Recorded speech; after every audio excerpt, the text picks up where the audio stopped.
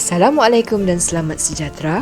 Kali ini, kumpulan kami akan menceritakan sedikit sebanyak mengenai pendudukan Jepun dan kesannya terhadap etnik di Tanah Melayu. Ini merupakan senarai subtopik yang bakal kami bincangkan sebentar lagi. Penjajahan Jepun di Tanah Melayu bermula dengan pendaratan tentera Imperial Jepun ke pantai Padang Pak Ahmad, Kota Baru pada 8 Disember 1941. Pendaratan ini mencetuskan pertempuran ganas di antara pihak tentera Jepun dan tentera British India. Pada waktu ini, Tanah Melayu masih dijajah oleh pihak British. Perkara ini berlaku 1 jam sebelum tragedi bom di Pearl Harbor, Amerika Syarikat. Lapangan terbang Kota Baru jatuh ke tangan pihak Jepun pada waktu pagi, dan ini adalah titik permulaan penjajahan Jepun ke atas Tanah Melayu. Susulan kejadian ini, pertempuran di antara pihak Jepun dan pihak British berterusan sehingga akhirnya Tanah Melayu jatuh sepenuhnya ke tangan pihak Jepun pada 31 Januari 1942. Propaganda Jepun yang mempengaruhi penduduk tempatan sebelum menyerang Tanah Melayu ialah slogan mereka, Asia untuk orang Asia. Antara faktor Jepun datang ke Tanah Melayu adalah untuk pasaran. Mereka memerlukan pasaran baru untuk memasarkan produk perindustrian mereka. Selain itu, mereka juga memerlukan bahan mentah seperti biji timah, getah dan petroleum untuk memenuhi kehendak mereka sebagai sebuah sektor perindustrian. Seterusnya adalah dasar pentadbiran Jepun. Bagi sistem pentadbiran, Jepun telah mengamalkan pentadbiran bercorak tentera, manakala pentadbiran Singapura telah diasingkan dari Tanah Melayu. Pentadbiran Jepun terbagi pada dua, iaitu pentadbiran pusat dan pentadbiran wilayah. Bagi pentadbiran pusat, Jepun telah menggabungkan Tanah Melayu dengan Sumatera yang diketuai oleh Pengarah Agung, manakala Sarawak, Sabah dan Brunei telah digabungkan di bawah pentadbiran Borneo Utara. Bagi pentadbiran wilayah pula, ianya terdiri daripada negeri-negeri di mana setiap wilayah diketuai oleh Gubernur Wilayah. Di peringkat daerah pula, pentadbiran Jepun sama seperti pentadbiran British. Kemudian, dari segi politik pula, Sultan tidak lagi menjadi pemerintah negeri, namun mereka hanya menjadi ketua agama Islam dan adat istiadat Melayu sahaja. Walau bagaimanapun, Sultan diberikan allowance sama seperti ketika pemerintahan British. Seperti yang diketahui, Tanah Melayu dijadikan tanah jajahan Jepun dan Majlis Agama Islam hanya ditubuhkan apabila Jepun hampir kalah. Dasar pemerintahan Jepun dari segi ekonomi. Ekonomi bebas diubah menjadi ekonomi kawalan, di mana perdagangan dengan dunia luar dihentikan, dan penduduk tempatan pula tidak digalak untuk menjalankan sebarang urusan perdagangan.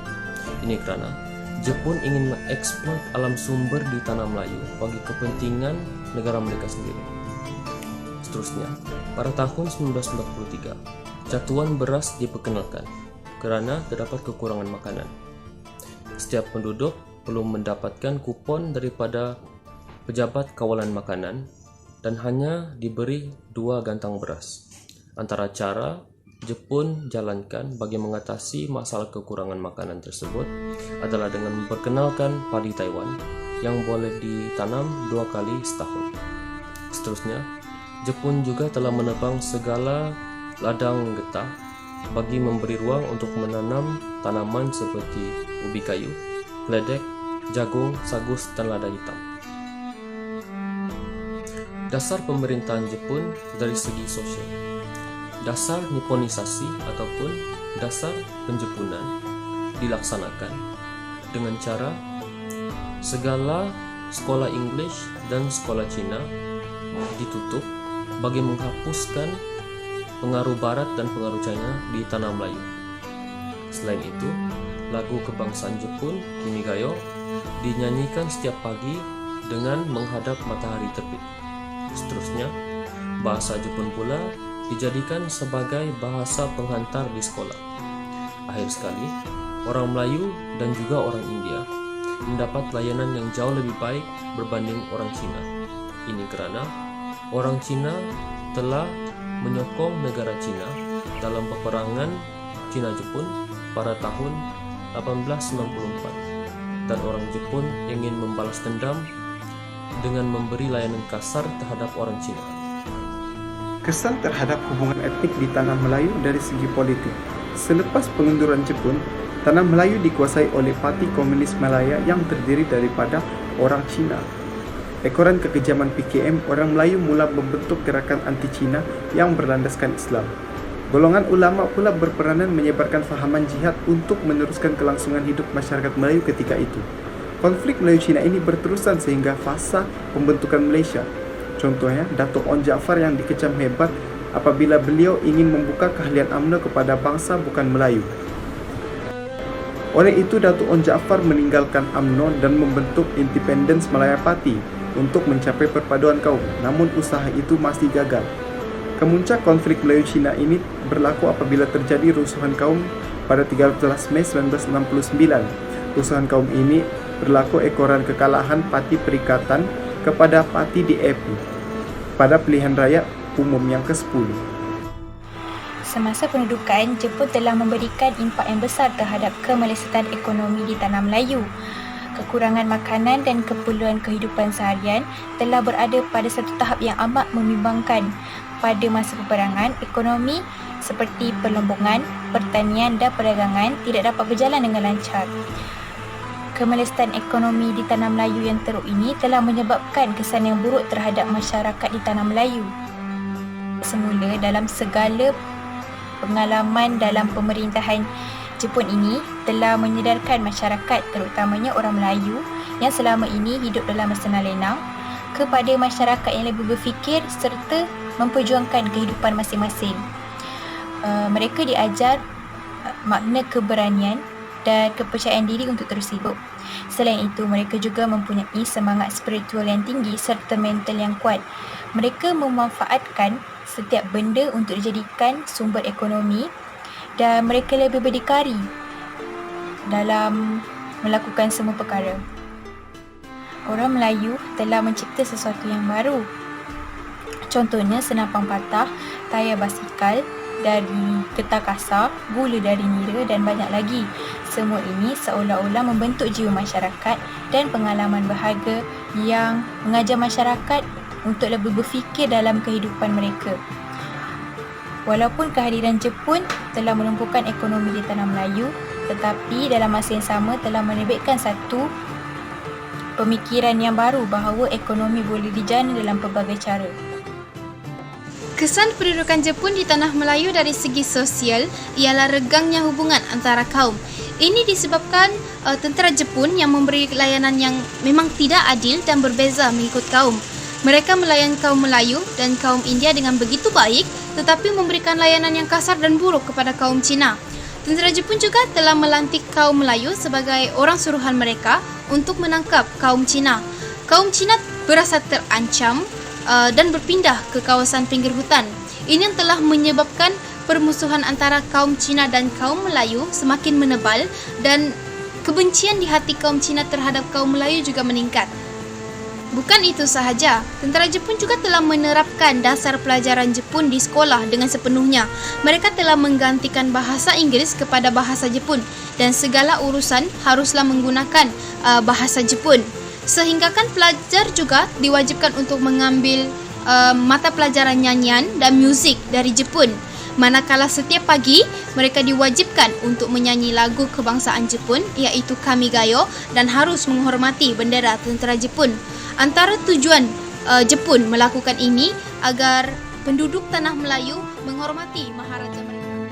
Terdapat beberapa iktibar yang dapat diperoleh dari kisah penjajahan Jepun di Tanah Melayu.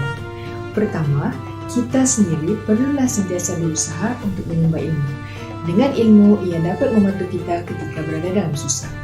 Dengan ilmu inilah kita mampu untuk mengelakkan Jepun dari menjajah Tanah Melayu pada masa dahulu. Kedua, masyarakat perlulah sentiasa bersatu padu agar perpecahan dalam masyarakat tidak akan berlaku. Sekiranya kita mengamalkan sikap ini sejak dari dahulu lagi, apa sahaja yang Jepun telah lakukan terhadap Tanah Melayu tidak akan berjaya. Akhir sekali, negara perlulah mempunyai identitinya tersendiri agar negara lain akan menghormati dan tidak memandang rendah terhadap negara kita. Kesannya, negara kita dapat mengekalkan kemerdekaan.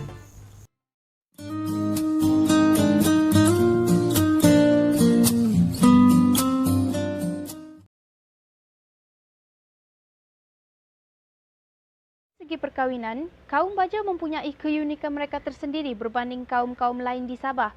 Sebelum berkahwin, mereka akan melakukan upacara penyucian mapaci. Upacara ini biasanya dilakukan oleh pihak pengantin perempuan sebagai penyucian kepada diri mereka. Mapaci diambil sempena daripada paci ataupun pacar, iaitu sebuah tumbuhan yang akan mengeluarkan cecair merah apabila dihancurkan. Cecair inilah yang akan diletakkan di telapak tangan pengantin perempuan sebagai penyucian ke atas mereka. Sebelum menjelangnya hari perkahwinan, beberapa acara seperti tarian, memainkan alat muzik kecapi dan juga pertunjukan pakaian tradisional akan dilakukan, dan biasanya acara ini dilakukan di sebelah petang. Pada hari perkahwinan, pengantin lelaki akan diusung oleh sanak saudara ke rumah pengantin perempuan. Pengantin lelaki akan diusung menggunakan usungan ataupun kuda, dan mereka akan membawa hantaran untuk diberikan kepada pengantin perempuan. Setelah mereka tiba di rumah pengantin perempuan, mereka akan melakukan upacara akad nikah yang akan disaksikan oleh ketua kampung itu sendiri. Dan selepas upacara akad nikah ini, tetamu jemputan mereka dijemput untuk menjamu selera. Dan pada sebelah petang pula, mereka akan melakukan beberapa acara lagi seperti tarian.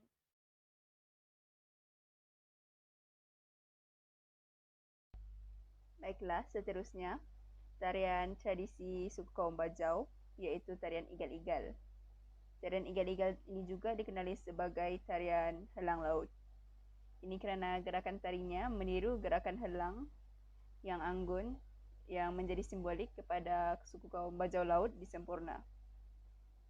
Tarian ini akan diiringi oleh pantun yang akan dinyanyikan oleh dua orang secara spontan. Tarian ini juga turut diiringi dengan muzik Bajau, lampa-lampa pisang, serta alunan muzik tradisional seperti gong, kulintangan, dan tanbul. Tarian ini dipersembahkan bagi menyampaikan hadiah berupa wang kepada pengantin melalui cara menari. Kebiasaannya, tarian ini akan diadakan di majlis-majlis perkahwinan masyarakat Bajau Pantai Timur Sabah.